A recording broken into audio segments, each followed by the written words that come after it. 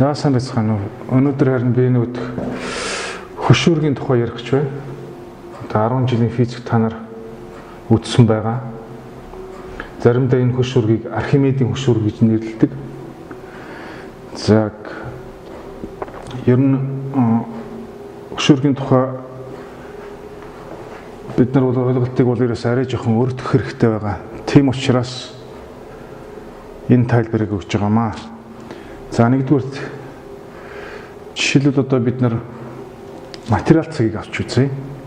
За материал цаг бол үндсэндээ материал цагийг авч үзвэл материал цагийг бид нар бол яг хэмжээ нь бага битийг ярьдаг л да.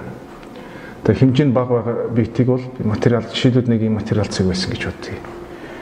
За энэ материал цаг дээр үйлчилж байгаа бүх хүчнүүдийн нийлбэр нь тэг байвал бид нар энэ материал цаг тэнцвэрт оршино гэж ярьдаг юм.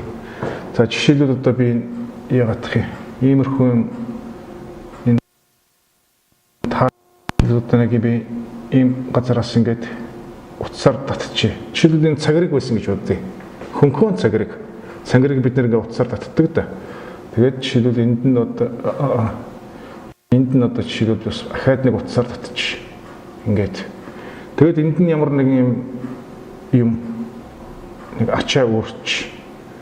За ингээд харах юм бол энэ цагрыг бол ингээд утасныхын дагуу таталцал утас та нар одоо мэдэн штэ.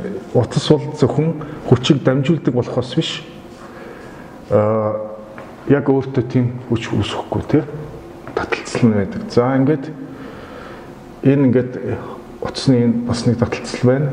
Дээрэс нь энэ ачааны тусламжтай бас доош ийм нэг хүч үйлчлэнэ. За жишээлбэл би одоо энэ хүчийг F1 гэд нэрлэчихье. Энэ хүчийг би F2 гэд нэрлэчихье. Энэ хүчийг F3 гэд нэрлэчихье. За энд нь юу гэсэн үг вэ гэвэл энэ гурван хүчийн вектор нийлбэр тэг байвал одоо энэ цагрыг тэнцвэрт оршино. За би тэрийг одоо ингээд юугаар илэрхийлэр бичвэл F1 вектор нэмэх нь F2 вектор нэмэх нь F3 вектор ингээд энэ бол тэгтэй тэнцсэн гэж ярьж байгаа. Энэ тохиолдолд бид нар бол материал цагийн Шинэ Монгол технологийн дээд сургууль нь математик, физик, химийн хичээлүүдээр нэгдмэл агуулга бүхий жишг даалгавартай Science Challenge 2018 тэтгэлээс сорилго зохион байгуулж байна. Энэхүү тэтгэлээс сорилгод оролцсноор багш нарын онлайн хичээлд хамрагдах боломжтой болж байгаа юм.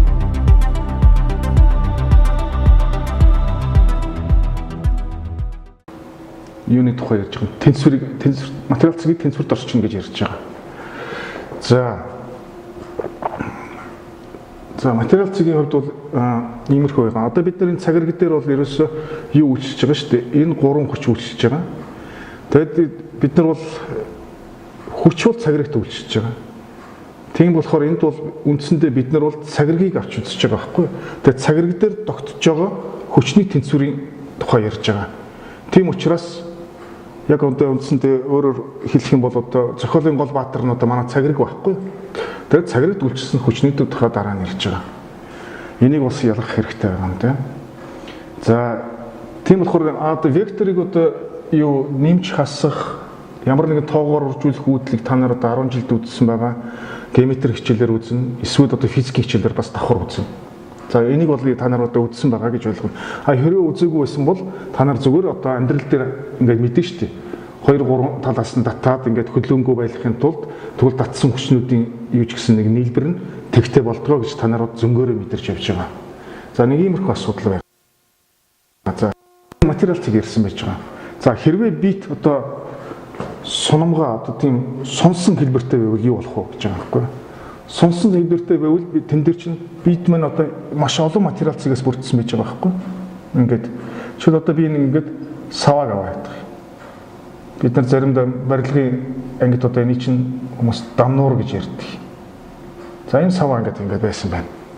За одоо яг бидний мэдэх одоо энэ хөшүүрэг 10 жилд үтсэн хөшүүрэг. За энэ дээр чинь одоо би энэ гурван хүчийг тэмдэглэсэн байж байгаа.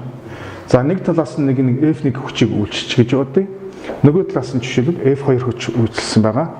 Тэгээд мэдээж тулгуураас нь энэ хоёр хүчтэй тэнцүү дээшээ харсан хүч үйлчлэн ингээд тэнцвэрт оршиж байгаа гэсэн.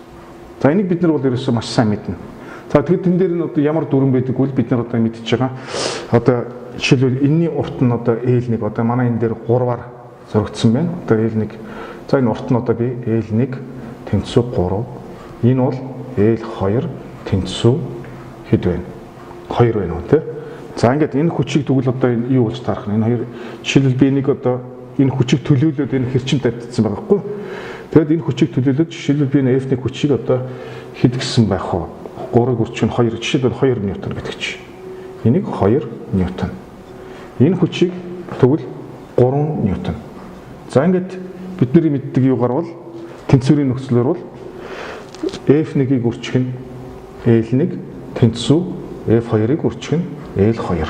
Өөрөөр хэлбэл F1-ийг гэдэг чинь 2-ыг үржих нь 3, тэнцүү 2-ыг үржих нь энэ 3.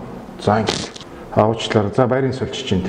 За яг ингээд 6 тэнцүү 6 ингээд энэ бол тэнцвэрийн нөхцөл. За нөгөө талаас өөр тэнцвэрийн нөхцөл байсан. Энэс ялгаатай бол эн чинь өөр цэгт үйлчилсэн байж байгаа байхгүй одоо энэ манай материал цэгээс яхаас гадна. За энэ дээр бол ийм учиртай байгаа. 10 жилд одоо үзэхдээ бид нар бол жишээлбэл энэ дамнуурыг хэлбэрчлэх үүднээс нь энэ дамнуурын массыг бид нар бол массгүй, жингүү гэж үзсэн. Жингүү гэж үзээд тэг жишээ гаргаж явдаг. За бид нар ч гэсэн энийг одоохондоо жингүү гэдэг үзчихээ. Жишээлбэл бид нар энд гаргасан одоо жишээ цагиргийг одоо маш бага масстай тий. Тэгээд бараг жингүү шахуу тиймэрхүү маягаар ойлгож болно. Энэ ч гэсэн дамнуурыг бид нар савааг одоо бас жингүү гэдээ ойлгоч. Тэгвэл бид нар яг энэ нөхцөл яг ингээд сайхан бий. Өөрөөр хэлбэрчлэх үүднээс. За нөгөө талаас одоо энэний өмнөх нь би одоо бас тайлбарлах хэрэгтэй. Хэрвээ энэ одоо материал цэг яасан одоо ямар нэгэн өөр нэг бит дээр жишээлбэл одоо ингээд ийм бит дээр би одоо ийм нэг хүчээр үйлчлэе.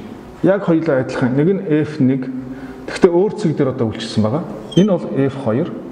Энэ хоёр хүч одоо жишээлбэл утгаараа тэнцүү жишгээр эсрэг байх юм бол ийм үед одоо тэнцвэр тогтох уу гэж асууж байгаа. Та нар одоо мэднэ шүү дээ. Энийг бол ерөөсөө амьдрал дээр бид нар одоо мэднэ. Хоёр хадаас ингээд зоогоод ингээд тавиад ингээд энэгээр татах юм бол эн чинь энэ бид чинь эргэждэг. Амьдралын туршлагаас бид нар одоо мэднэ. Энэ бол эргэж чинь. Тийм болохоор энэ хоёрын хүчний нийлбэр одоо манай бид нар энэ нөхцөлийг ашиглах нь бол дутагдaltaй. Хангалттай биш гэсэн. Дутагдaltaй биш.